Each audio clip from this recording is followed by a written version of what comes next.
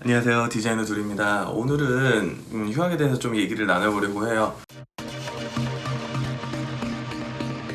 많은 대학생분들이 휴학에 대해서 고민 많이 하시잖아요. 저도 대학 시절에 휴학 때문에 엄청 고민을 많이 했었어요. 생각도 많이 하고.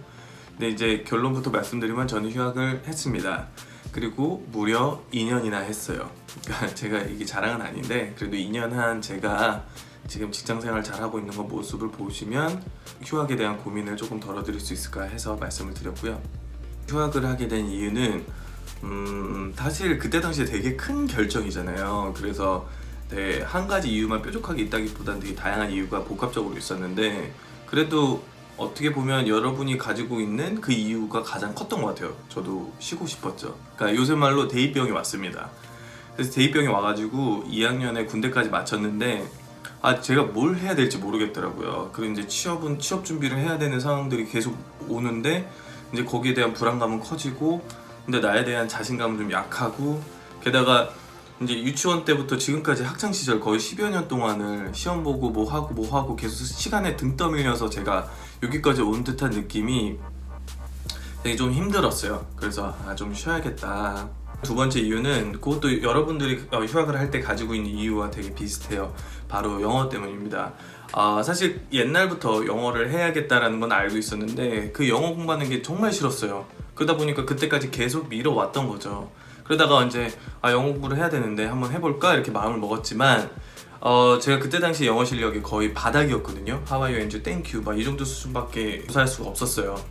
그러다 보니까 이런 왕초보 영어는 아시잖아요. 이렇게 매일같이 한두 시간 공부를 해도 뭔가 이렇게 밑 빠진 독에 물 붓기 같은 느낌이 드는 거예요. 영어를 좀 잘 구사하시는 분들은 그 정도 시간을 할애해서 공부를 하면 그 실력이 계속 유지가 되거나 이제 차근차근히 올라가는데 저는 이 올라가는 속도도 안 날 뿐더러 조금씩 올라가도 이게 너무 갈 길이 멀게 느껴지다 보니까 이제 까마득한 거죠. 그런 이제 부정적인 생각과 악순환이 반복되면서 자꾸 미루게 되더라고요. 그래서 그때 당시에도 해도 조금 또 포기하고 하고 포기하고 막 이런 식이었어요.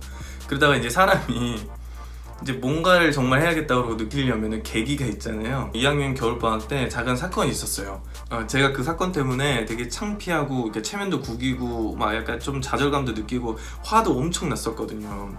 그 계기 덕분에 이제 영어를 공부를 해야겠다라는 생각을 했어요. 그래서 그 계기에 대해서는 제가 영어에 대해서 다시 얘기할 때 말씀드리도록 하고 어쨌든 그 계기 덕분에 저는 이제 영어를 공부를 해야 되는데 초보가 실력을 빨리 늘려면 일정 시간을 집중해서 투입을 해야 그게 늘지 한두 시간 가지고는 안 되겠다. 물론 제 의지도 좀 약한 부분도 있었고요. 그러다 보니까 이제 휴학을 해야겠다. 부모님 설득하는 게 참 고민이 많이 되긴 했어요. 부모님 입장에서는 당연히 자식이 쉬겠다고 하면 얘가 뒤처지는 건 아닌가 제가 하는 걱정 똑같이 하실 거 아니에요. 그러다 보니까 저는 이제 부모님을 설득할 자신이 사실 없었어요. 그래가지고 일단 결심은 섰으니까 일단 휴학기부터 썼어요. 이걸 지금 안 쓰면 나중에 제 마음이 흔들릴 것 같아서 일단 휴학을 딱 썼죠.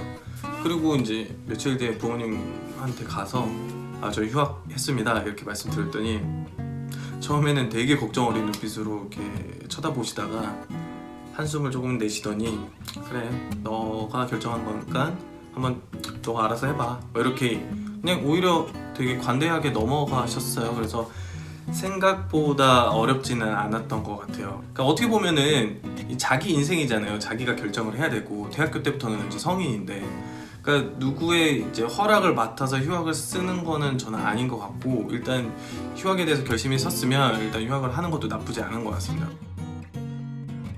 휴학하면서 가장 듣기 싫었던 말들은 제가 휴학을 할 때 걱정을 안고 가잖아요. 그러니까 뒤처지는 거나 아니면 취업에 대한 걱정들. 근데 그거를 이제 꾹꾹 마음속에 이렇게 눌러서 이렇게 간직하고 있는데 이제 누군가가 저를 걱정해준다고 그 걱정 어린 얘기를 해주시는 거예요. 그래서 뒤처지는 거, 뭐 취업, 뭐 이런 얘기를 하면은 제가 꾹꾹 눌러왔던 이 불안들이 이제 빵빵 터지는 거예요.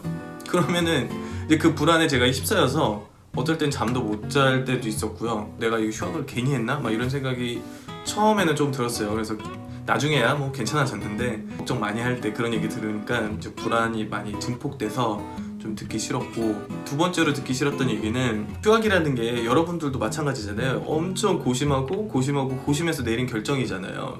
어렵게 내린 결정인데 간혹 가다가 이런 얘기를 하세요.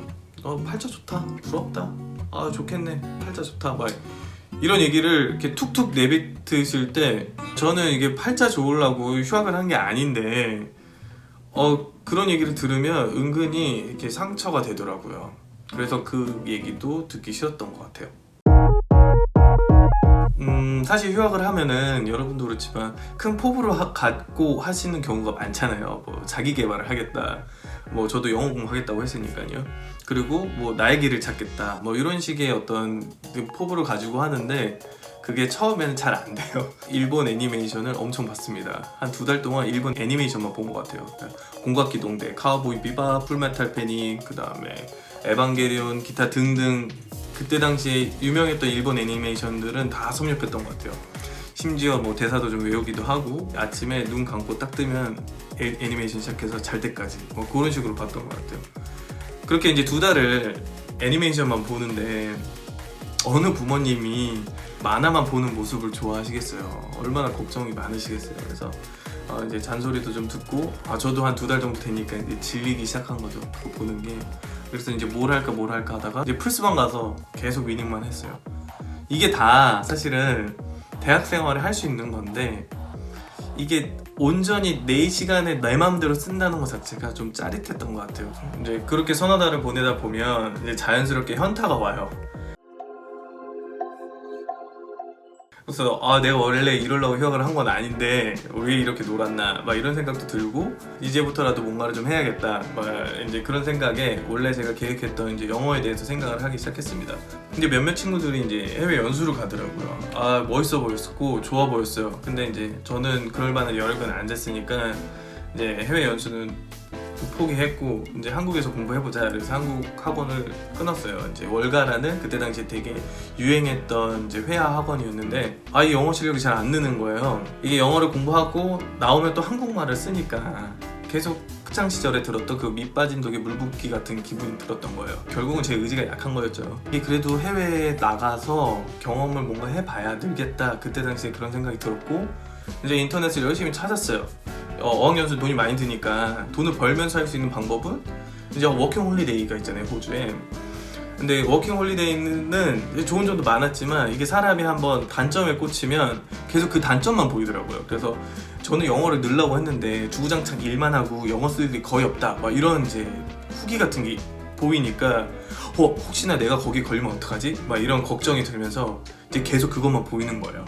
그래서 나 워킹 홀리데이는 아니야 막 이렇게 생각을 했고, 그리고 나서 계속 인터넷을 찾고 해서 수소문 끝에 이제 미국에 있는 캠프가 있어요. 어린이 캠프에서부터 장애인 캠프까지 그 캠프들을 연결시켜주는 한국의 에이전시가 딱 한 군데가 있었어요. 그래서 여기다 싶어서 안 되는 영어로 엄청 준비해가지고 어찌어찌 붙었어요. 이제 영어 실력이 좀 부족하다 보니까 어린이 캠프에는 좀 배정이 힘들었고 이제 영어를 좀 덜 구사해도 되는 장애인 캠프에 갔습니다. 이제 그때부터 한 3달 반 동안 이제 생존 영어를 배우기 시작하는데 저 그때 심지어 울었어요. 너무 힘들어가지고.